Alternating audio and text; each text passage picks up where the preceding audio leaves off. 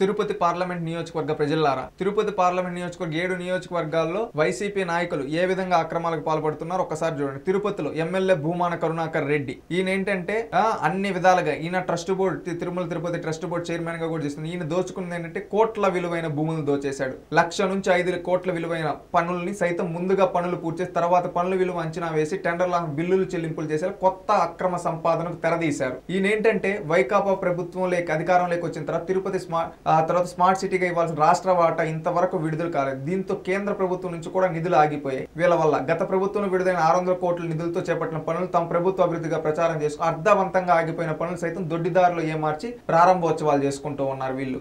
ఇంకొకటి ఏంటంటే సులభమైన ఆదాయ వరకు మాస్టర్ ప్లాన్ రోడ్లపై తెరపైకి తెచ్చారు. ఏడాది కాలంలో 40 మాస్టర్ ప్లాన్ రోడ్లు తెరపైకి తెచ్చి సులభంగా పనులు జరిగే 18 రోడ్లు పూర్తి చేసి అందులో 5 రోడ్లు మినహా అన్ని రోడ్లు భవిష్యత్తు అవసరాలకు తప్ప ప్రస్తుతం నిర్మానుష్యంగా ఉంటుంది. ఎక్కువ రోడ్లు వెళ్లిన మార్గంలో తిరిగి వచ్చేలా అర్ధాంతరంగా ముగించేశారు. ఈ విధంగా వాళ్ళ కమిషన్ల కోసం రోడ్లు వేసుకున్నారు. రిజిస్ట్రేషన్ శాఖ నగరపాలిక అధికారులతో లోపాయికారం ఒప్పందం కుదుర్చుకుని పార్టీ నేతలకు మేలు చేకూరులే TDR బాండ్లను ఇప్పించి వారి నుంచి అపారమైన లబ్ధి. ఇప్పటి వరకు 400 TDR బాండ్లు జారీ కాగా వాటి విలువ 3,000 కోట్లు విలువని ప్రాథమిక అంచనా. అంటే 3,000 కోట్ల రూపాయలు దోచుకుతున్నాడు ఈ భూమాన కరుణాకర్ రెడ్డి. అదే విధంగా తిరుపతి పార్లమెంట్ కి సంబంధించి శ్రీకాళహస్తి నియోజకవర్గం కిందకు వస్తే మధుసూదన్ రెడ్డి గారు, ఈయన పైన ఏంటంటే ఈయన ఎమ్మెల్యే అక్రమ వ్యవహారాలను ప్రధాన అంశాలు సలీం, ట్రస్ట్ బోర్డు సభ్యులైన జైషా, మున్నాలు చక్కదిద్దుతూ ఉన్నారు. ప్రత్యేకించి నియోజకవర్గంలో జరిగే బదిలీలు, భూ కబ్జాలు, సెటిల్మెంట్ల అనుచరుల ఆమోదం తప్పనిసరి. నియోజకవర్గంలో ఎక్కడ అధికారికి ఇసుక ఇచ్చున్నా ట్రాక్టర్లు, టిప్పర్లతో భారీ ఎత్తున ఇసుకను తరలిస్తున్నారు. వర్షాల కారణంగా నదికి నీళ్లు రావడంతో ప్రస్తుతం కొద్దిగా తగ్గుముఖం పట్టింది. నియోజకవర్గంలో మట్టి మాఫియా అంతా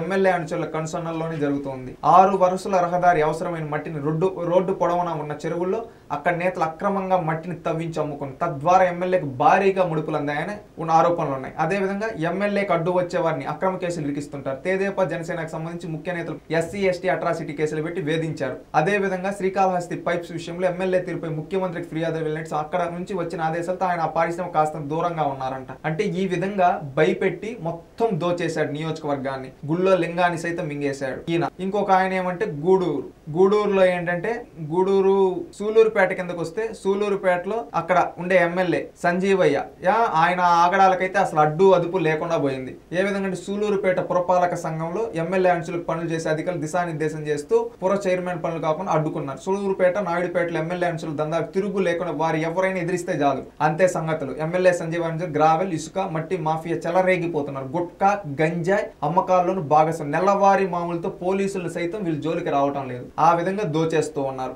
ఆలోచించండి ప్రజలారా. ఈ విధంగా తిరుపతి పార్లమెంట్ లో వైసీపీ నాయకులు దందా జరుగుతూ ఉన్నాయి.